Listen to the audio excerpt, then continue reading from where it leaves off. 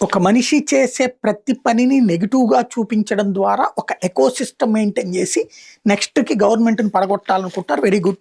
ఇక్కడ అసలు పాయింట్లు వీళ్ళు మాట్లాడే విదేశాంగ విధానంలో మోడీ విఫలమైపోయాడు. చుట్టూ శత్రు దేశాలే వచ్చినాయి. శ్రీలంక మీద మనం వెళ్లి ఏమన్నా దాడి చేశామా? శ్రీలంకలో వాళ్ళ ప్రజలే వాళ్ళకి వ్యతిరేకంగా తిరగబడ్డ రోజు కూడా మనం అక్కడ రాజకీయాల్లో జోక్యం చేసుకోలేదే. అక్కడ మొన్న కరోనా టైంలో తిండికి కూడా ఇబ్బంది అవుతుంటే ఆహారం పంపించింది ఎవరు? ఈ ఉద్యమాల సమయం కారణంగా నాశనం అయ్యి ఆయిల్ కూడా కొనే పరిస్థితి లేకపోతే అప్పిచ్చింది ఎవరు?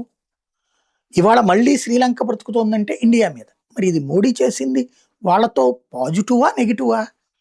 నేపాల్‌లో వాళ్ళంతట వాళ్ళు అక్కడ తమ ఉనికి కోసం భారత వ్యతిరేక కార్యకలాపాలు చేస్తున్నా నేపాల్‌కి ఆహారం ప్రాబ్లమ్ రాకుండా నేపాల్‌కి కావాల్సినటువంటి కార్యకలాపాల విషయం ఎలాంటి రిస్ట్రిక్షను పెట్టకుండా సాగించింది ఎవరు? నరేంద్ర మోడీ గాదా?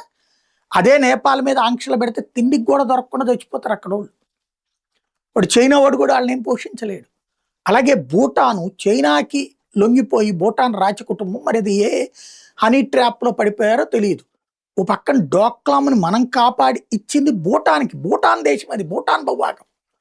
మరి అది భూటాన్ మంచి కోసం చేసామా? మనం భూటాన్ని ఏమన్నా లాక్కున్నామా? పక్కనున్న ఏ దేశానికి సంబంధించిన గజం భూమి కూడా మనం లాక్కోవాలనుకోవట్లేదే.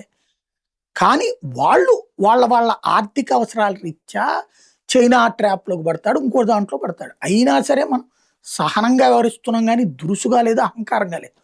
అయినా సరే మన మీద ఇలాంటి అబాండాలు వేస్తున్నారంటే ఎకోసిస్టమ్ యొక్క ఆలోచన ధోరణి కాకుండా మరేముంటది?